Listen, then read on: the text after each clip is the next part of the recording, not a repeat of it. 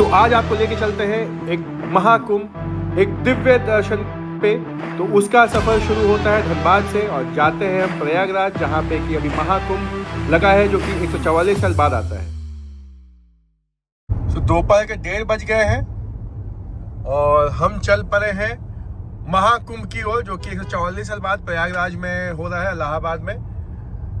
तो देखते हैं कैसा रहता है सफर, कैसी अरेंजमेंट और पूरी कुंभ की पूरी तैयारी। देखिए 3:15 बजे हम लोग बरही पहुंचे हैं। जो टर्निंग है पहले ये इंडियन ऑयल के सामने, यहाँ का बहुत ही प्रसिद्ध है ये से का दुकान।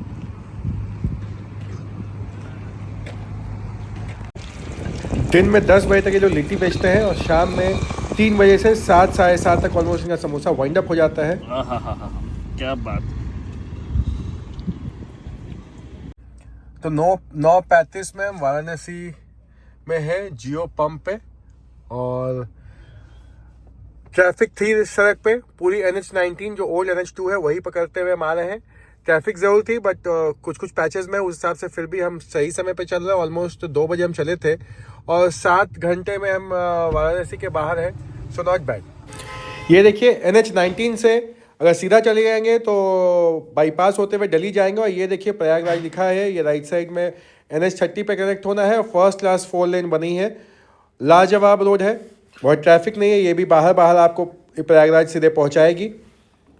तो आपको बताऊं कि प्रयागराज के बहुत पहले से ही आपको आसमान भी काला नहीं दिखेगा। इतनी रोशनी है वहाँ पे कि लग रहा है जैसे अभी शाम के 5-6 ही बजे हैं।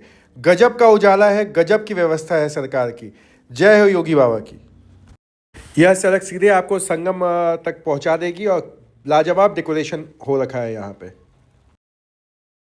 और हम पहुंच चुके हैं दिव्य कुंभ महाकुंभ 2025, और यही जहाँ पे लिखा है बस यहीं से आपको लेफ्ट टर्न लेना। लेफ्ट टर्न लेते आप सामने का नज़ारा देखें।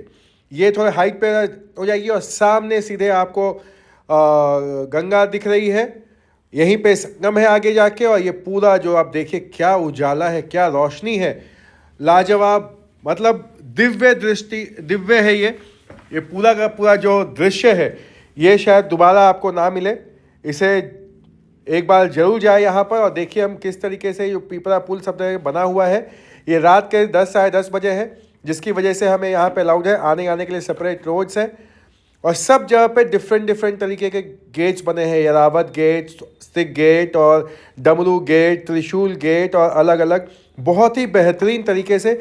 नीचे देखिए सभी पे लोहे के प्लेट्स बिछाए हुए हैं, जो कि प्रॉपर रेगुलर मेंटेनिंग होती रहती है, जिसकी कि रात भर 24 घंटे और बहुत तरीके से मेंटेन किया हुआ है सरकार ने इसको। अब देखिए सड़क कितनी बेहतरीन बनी है।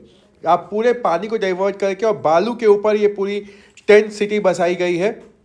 और इतना बड़ा आप ये देखेंगे जो देख के ही अपने आप में ये अद्भुत नज़ारा है। और आपको मैं चलते हुए जितने भी बड़े ऐसे जो अखाड़ों के बने हैं और जो भी टेंट्स बने हैं वो आपको दिखाते चल रहा हूँ। आप ये देखिए, मतलब कोई 5 स्टार से कम नहीं है। आप अगर अंदर तक देखेंगे जब जाकर तो कोई भी किसी 5 स्टार से कम नहीं है।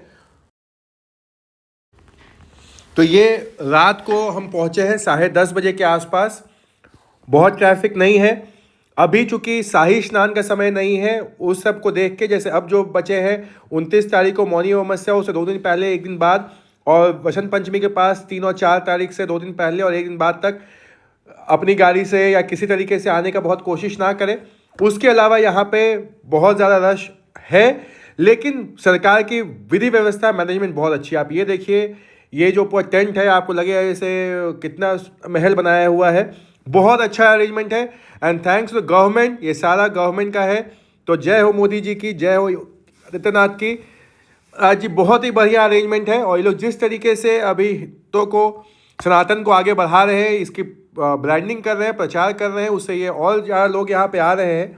और आप देखिए रात को 10:30 बजे भी आप बस भीड़ देखिए यहाँ पे। बट इतनी चौड़ी सड़क है, इतनी अच्छी व्यवस्था है कि आपको बहुत प्रॉब्लम नहीं हो रही है। ये देखिए स्वास्तिक द्वार, जैसा मैंने बताया था कि हर जगह पहले द्वार बने हैं जिससे कि आप पहचान भी कर सकते हैं कि आप कहाँ पे हैं और किस साइड आपको जाना है।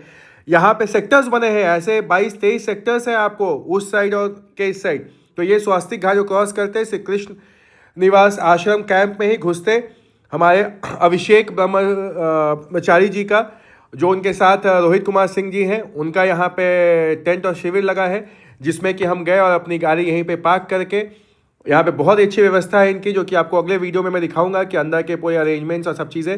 ये लोग रोज़ यहाँ पे कम से कम 5,000 से 10,000 लोगों को खिला रहे हैं, रोज़ कंबल बांट रहे हैं, च्यवनप्राश बांट रहे हैं, और यहाँ पे जो भी चीज़ सेवाएं हो सकती है कर रहे हैं। बहुत ही बढ़िया व्यवस्था है इनकी। और आपसे मिलते हैं अगले वीडियो में पूरे महाकुंभ में कैसे क्या व्यवस्था है उसके ऊपर।